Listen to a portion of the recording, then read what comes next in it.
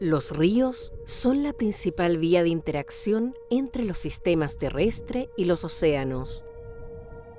Conducen alrededor del 95% del agua dulce que ingresa desde los continentes, aportando sedimentos, materia orgánica y nutrientes esenciales para el correcto funcionamiento de los sistemas costeros. Los estuarios, definidos como sistemas costeros fuertemente influenciados por el aporte del agua dulce, y los ríos siempre han sido fundamentales para el desarrollo de asentamientos humanos, entregando bienes y servicios ecosistémicos que sostienen el desarrollo de actividades económicas y productivas de diversas comunidades. Chile no es la excepción. Nuestro vínculo con ríos y las zonas de interfase continente-océano es ancestral. Bagaimana impian ta nentuan ta getam, tawasi incinta inkimen mapuche pewanche, ventani tati eipiavel, kimela lavel kabei, leu buta incin mapuchengel, eipikitab ta kisem ta mongeli piki. Ni ta mongen, ni ta newen, tati leubu. Kabei ta moli itovij mongen ta leubu meu. Kabei ta pekin jagel mongewe ta leubu meu. Leubu ta tinci mapuchengen, mete ta yam kevin tati itovij mongen ta mulelu ta mapu meu. Beje mai tati leubu wituki, kom ta leubu wal mapu ta mulelu, pou kita lafken meu. Vei muta pou kita ti leubu, vei mesi tati mongeli ta leubu. Vei ta kemeu tati kinye leubu ta witu kon li, nyelai ta katen, ayong len tamu ta leubu. Pou ita lafken meu. Vei muta newan tu tati leubu. Vei si leubu ta peu main ta peu malin. Vei si leubu ta leubu tati yeple muta.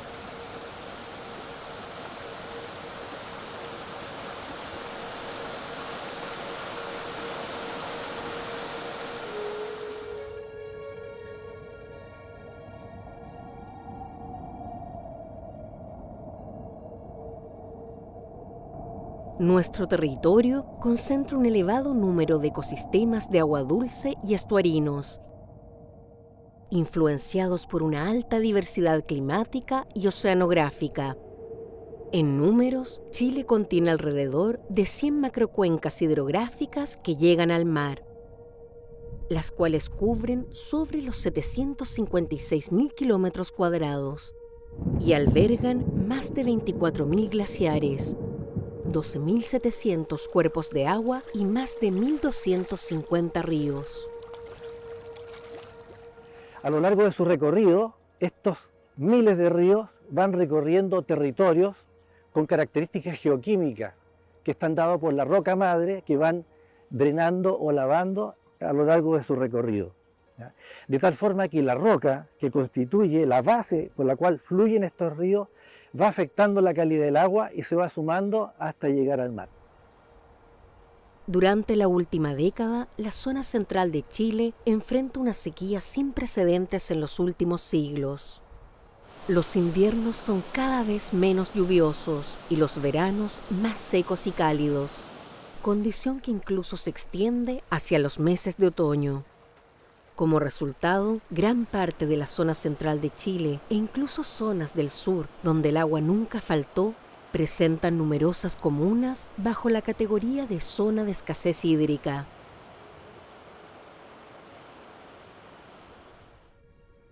Como respuesta a este escenario, se ha llegado a decir que el 83% del agua que corre por nuestros ríos se pierde en el mar. Ese concepto de que el agua dulce se pierda al mar es porque es falta de conocimiento más que nada. Lo que están pensando es principalmente agua. El agua lo ven como agua, H2O. El agua no es solamente eso. El agua que viene por los ríos tiene nutrientes, cosas que la gente no sabe porque no las ve. Tiene nutrientes, tiene vida, tiene materia orgánica y es el que bombea prácticamente, son las venas que conectan en realidad desde los sistemas terrestres hacia los sistemas marinos. Necesitamos recuperar nuestro amor por los sistemas acuáticos, más aún considerando que para las próximas décadas se prevé que continuaremos avanzando hacia un clima más cálido y seco, Mirar hacia el futuro en estos momentos es equivalente a mirar un poquito hacia el pasado y por lo tanto las proyecciones que tenemos para las próximas décadas son similares a lo que hemos observado, básicamente una disminución de precipitaciones y un aumento ligero de temperaturas porque el clima está muy moderado ahí por el efecto oceánico. Ahora, ya la pura disminución de precipitaciones inmediatamente impacta en el régimen de los ríos y por lo tanto vamos a tener menos caudales y también alguna alteración por este incremento de temperatura en cuanto a cambio en la estacionalidad en el momento en que ocurren los máximos caudales.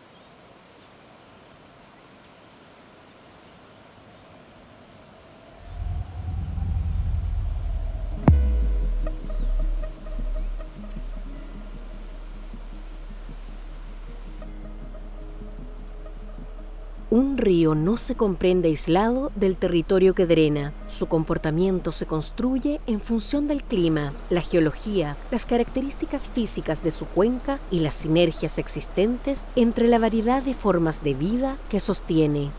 Los ríos son un continuo, seres vivos de carácter unidireccional, expresión de un anillado de arroyos y ríos que buscan el mar. Las zonas de altas de los ríos están rodeadas por bosque en muchas zonas. Ese bosque genera hojas que caen al agua. Una vez que esas hojas caen al agua, en aproximadamente 24 horas, esas hojas pierden el 20% del peso por disolución. Esas hojas se acumulan en el río y empiezan a ser colonizadas por hongos. Y los hongos predigieren la hoja. Al cabo de aproximadamente 3 meses, la hoja está predigerida y es atacada por insectos acuáticos que se comen estas hojas. Al comerse estas hojas, estos insectos acuáticos, que normalmente son grupos plecópteros, tricópteros, efemerópteros, esa hoja se empieza a degradar en el ambiente, se transforma, pasa la energía del bosque al río, a las hojas, a los invertebrados y a los peces, y los restos van siendo transportados río abajo. Río abajo son ocupados por otros tipos de organismos en una secuencia que va avanzando en dirección al mar. Al llegar al estuario son capturados por estos gusanos poliquetos y se incorpora a las cadenas tróficas de peces y de aves. Entonces, cuando miramos aves marinas de esa zona o vemos peces, en realidad estamos viendo bosques transformados en aves y en peces.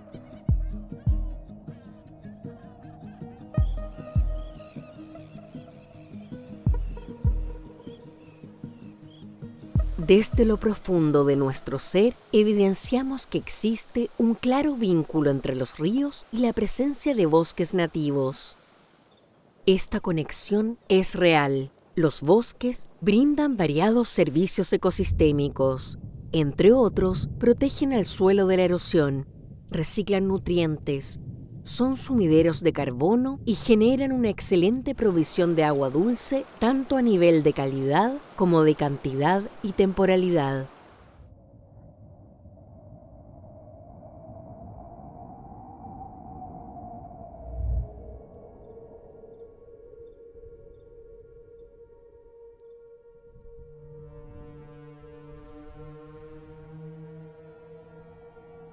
Investigaciones realizadas en cuencas dominadas por bosques nativos han demostrado que su presencia, en comparación a otros usos de suelo, como las plantaciones forestales, mejora la estructura y porosidad del suelo, regulan el ciclo hidrológico y aseguran altos niveles de calidad de agua.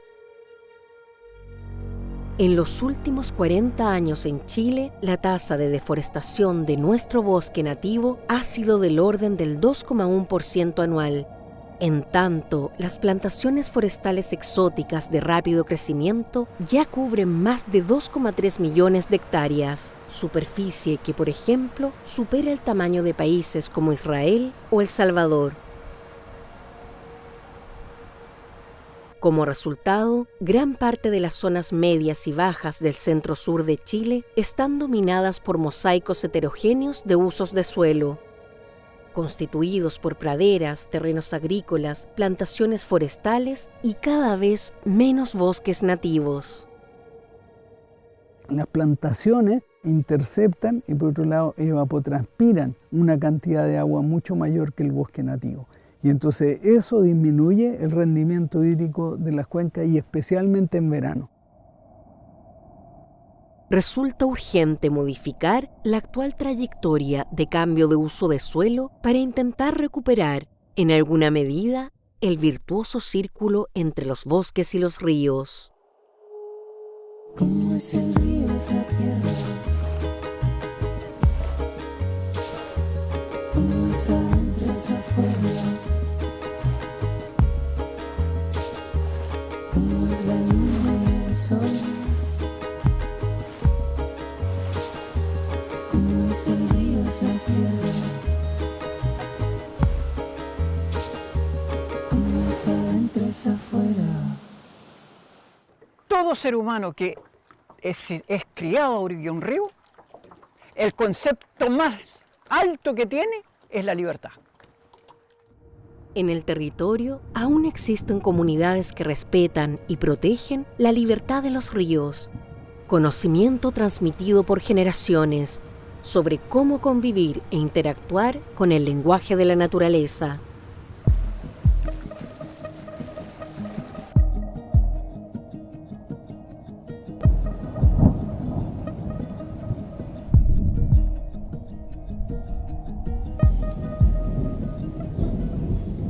Yo crecí a las orillas del río Biobío, tengo una relación personal con el río que me inculcaron desde niña, desde que vivo en la comunidad, me crié con mi abuela, que era una mujer muy sabia, que nos enseñó la cosmovisión de nuestra cultura, aprender a amarla y respetarla, y dentro de todo siempre el río era el camino de todo, de la alegría, de los encuentros, de la paz, y como una fuente de vida, de energía y que está llena de espíritu.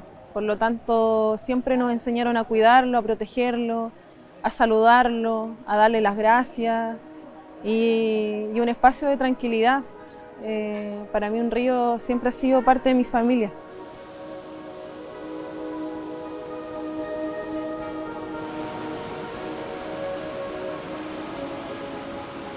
Por nuestro río transita nuestros ñem, nuestros cuifiqueches, nuestro espíritu, el espíritu de nuestros ancestros. Van, hacen su recorrido hacia el mar y nuevamente vuelven. Entonces, por eso es importante el río para nosotros porque tiene vida.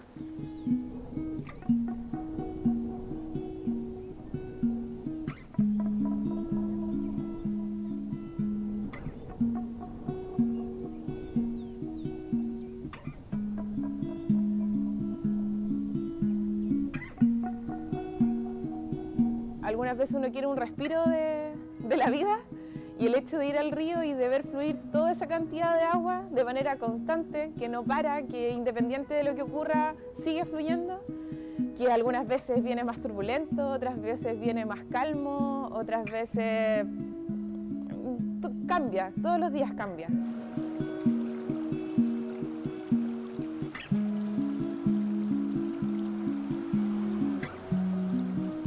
Con el paso del tiempo, los ríos son cada vez menos libres.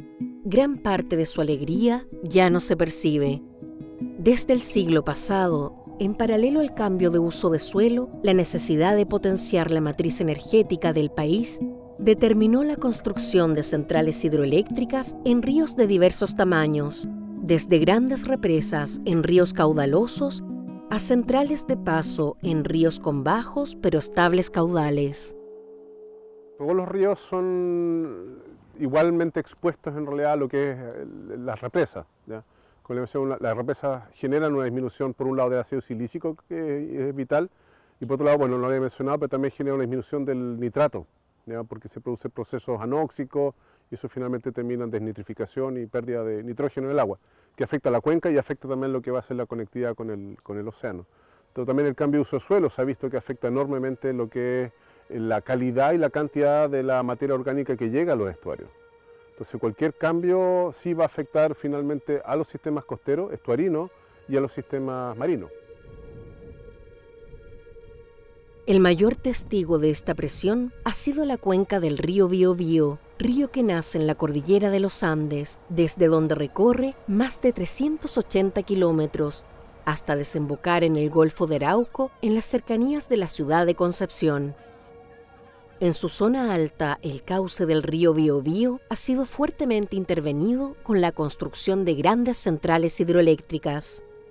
Luego, aguas abajo le extraen grandes volúmenes de agua para el abastecimiento de la población, el uso industrial y principalmente para el riego de zonas agrícolas.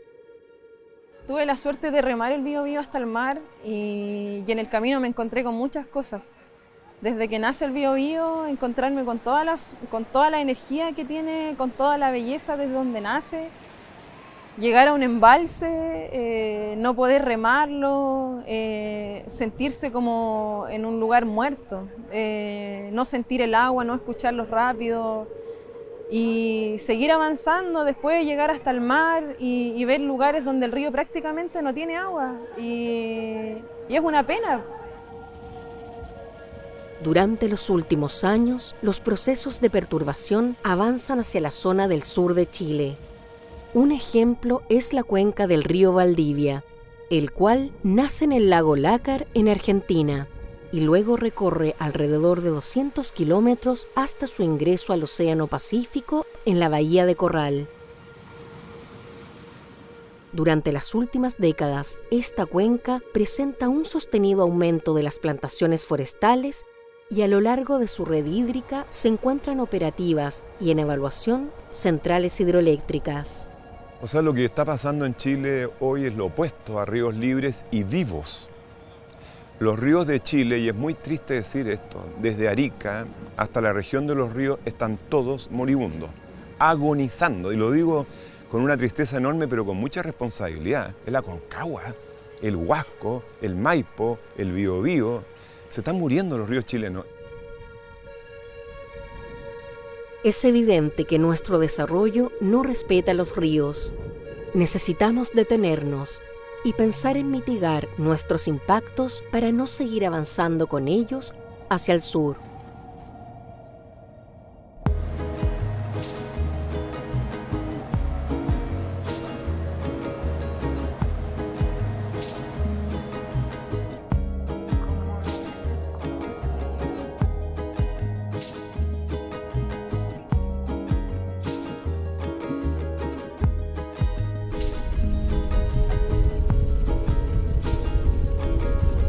Sumado a la presión antrópica sobre las cuencas y cursos de agua, comienzan a ser perceptibles los impactos del cambio climático sobre el comportamiento de los ríos del centro y sur de Chile.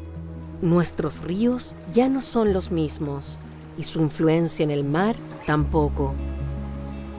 Pero esta masa de agua, que la podemos pensar como un cubo, ¿cierto? A medida que se va trasladando río abajo y entra al océano costero, se encuentra con todo este espacio abierto para poder expandirse y habitar. Y eso es lo que pasa justamente con lo que conocemos una pluma de río. Una vez que el agua del río llega a la boca del río y sale hasta este espacio infinito de océano costero, la masa de agua se expande, ¿ya? Y se puede transportar en distintas distancias y en muchas ocasiones va a depender, ¿cierto?, de la magnitud de esta masa de agua que venga con más o menos agua dulce. Puede llegar a distancia, incluso aquí en Chile centro-sur, a 50 o 60 kilómetros costa afuera. Lo que antes veíamos que era aquí un par de kilómetros en el río, afuera puede abarcar mucho más espacio, es un efecto no lineal. Un desafío científico no menor es lograr aislar los impactos del cambio climático de aquellos forzados por alteraciones realizadas directamente sobre los cursos de agua y sus cuencas. Afortunadamente, aún existen algunos sitios que permiten enfrentar este desafío. La Patagonia es uno de ellos.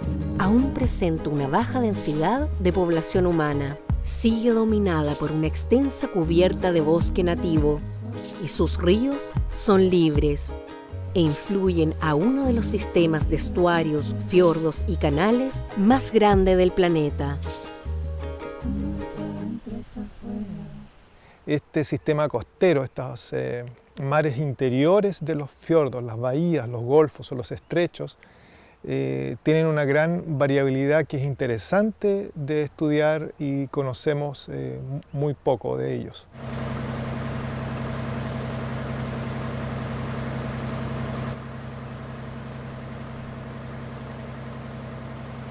En zonas como esta, del sur del país, de Patagonia, tenemos muchos ríos caudalosos que entran a sistemas costeros semicerrados como fiordos, bahías y estuarios. Y ahí hay un potencial gigante para el país. Y demanda mayor cantidad de ciencia y demanda que como país invertamos mayores esfuerzos en conocer estos ríos, en entenderlos y en quererlos. En la Patagonia Norte, el clima está cambiando. La precipitación registrada durante otoño ha decrecido a un rango de 8% por década, mientras que la temperatura de verano ha aumentado en el orden de 0,3 grados Celsius por década. De forma consecuente, la cubierta de nieve ha disminuido principalmente durante los veranos. Producto de estas tendencias, comunidades locales y diversos actores científicos informan señales de cambio en la interfase continente-océano.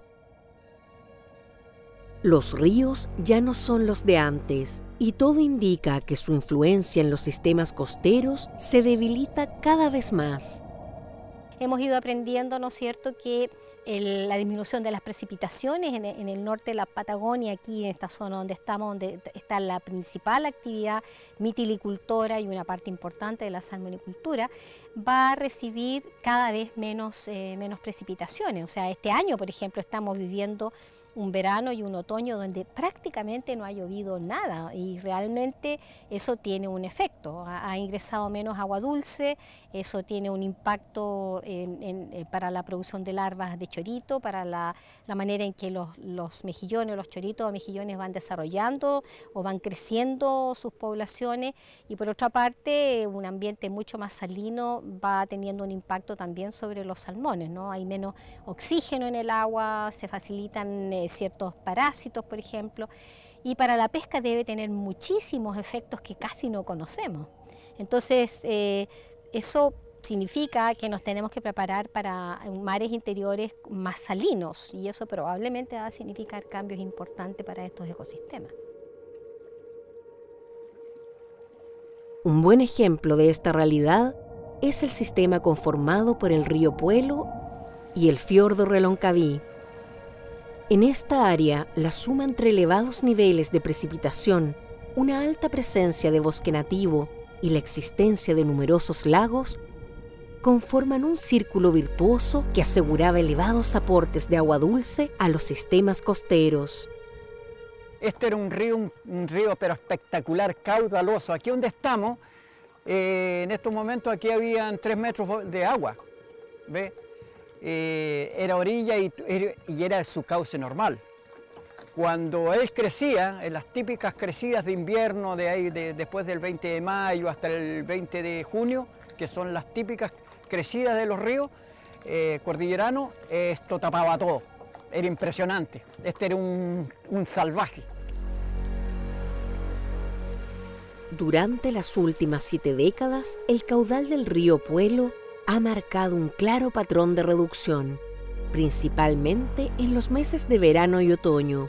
Sumado a esto, la recurrencia de caudales extremadamente bajos ha aumentado significativamente.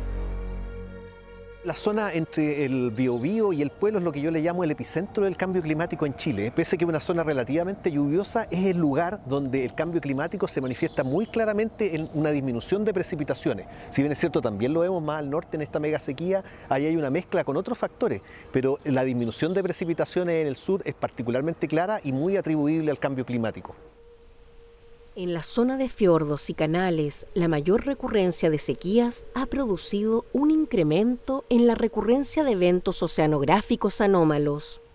Esto ha sido particularmente evidente en el fiordo de Reloncaví, uno de los sistemas costeros de mayor importancia socioeconómica del sur de Chile, área relevante para el cultivo del salmón y principal fuente de semillas del cultivo de choritos o mejillones.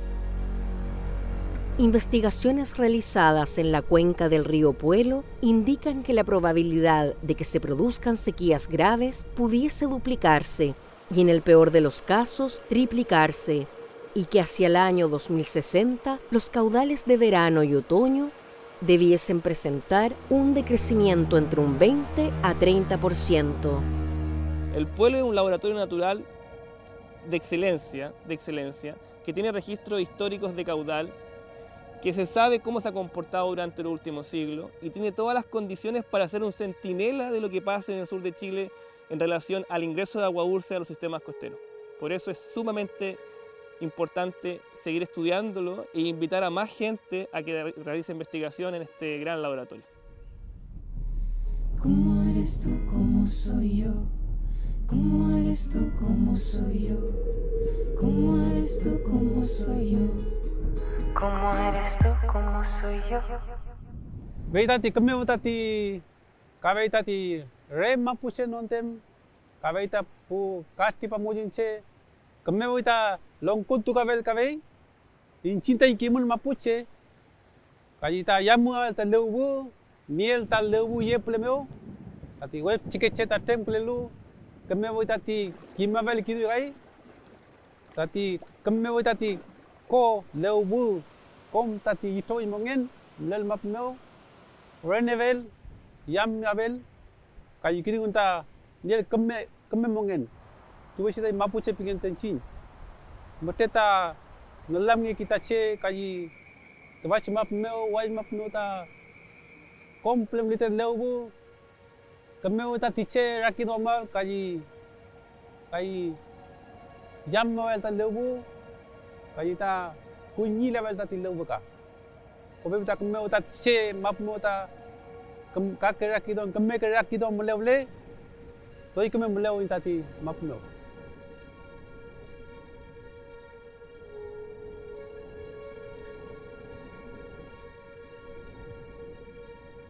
Nuestros niños de kinder, de prekinder, ya tienen el conocimiento del peligro que hace el ser humano a la naturaleza y cómo el cambio climático está cambiando nuestros ecosistemas.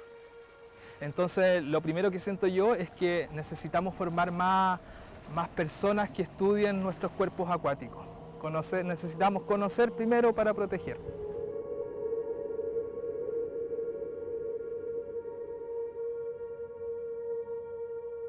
Hay que entender que los ecosistemas naturales albergan a la sociedad en su interior, ¿ya? Y al interior de la sociedad se alberga todo lo que es la economía. Entonces, no puede haber una economía sana si no hay una sociedad sana que se desarrolla en ecosistemas sanos. Y esos ecosistemas sanos, en los cuales se desarrolla nuestra sociedad en general, son las cuencas hidrográficas. Y las cuencas hidrográficas son gobernadas por ciclos hidrológicos. Y esos ciclos hidrológicos hay que respetarlos, entenderlos y adaptarse para poder tener un desarrollo sustentable que nos permita mantenernos y crecer, ¿cierto?, a lo largo de generaciones.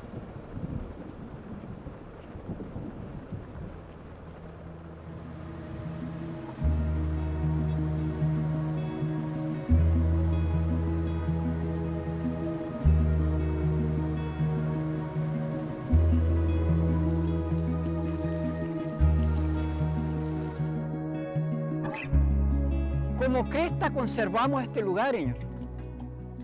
Este lugar es maravilloso. ¿Por qué no pensamos en las futuras generaciones cuando ese cabro chico que se está criando en esos grandes centros poblados por la Cresta, en que su vida es en forma artificial, pero todo ser humano necesita saber su raíz? Y cuando al tata, bueno, al abuelo o al padre le digo, oye, puta, quiero ver un río, bueno, quiero ver un arroyo, quiero sentir cantar un pájaro, bueno. Puta, tráiganlo para acá, pues. Pero primero conservemos esto, tengamos conciencia por la Cresta de conservar esto, que es lo más maravilloso que puede tener el ser humano.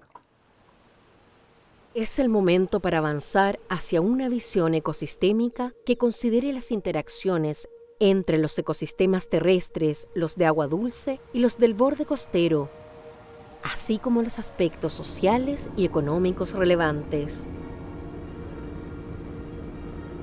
Una visión ecosistémica es necesaria, una visión más integral de cómo funcionan los ecosistemas. Los seres humanos somos parte de los ecosistemas, sin ninguna duda, y creo que es difícil pensar en una conservación pura, digamos, y tenemos que ver cómo los seres humanos podemos causar cada vez menos impacto.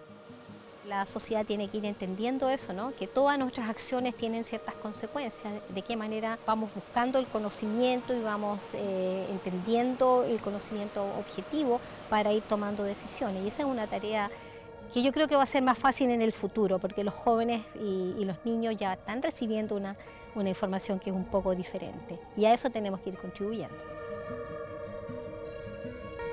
Nuestro desafío es aprender valores que las últimas generaciones hemos olvidado. Necesitamos admirar nuestros ríos, agradecer su paso y transmitir el valor del agua dulce y la virtud de su ingreso a los sistemas costeros como elemento central para vivir en armonía con los demás seres. Como es el río, es la tierra. Como es adentro, es afuera. Como es la luna y el sol. Como es el río, es la tierra. Como es adentro, es afuera.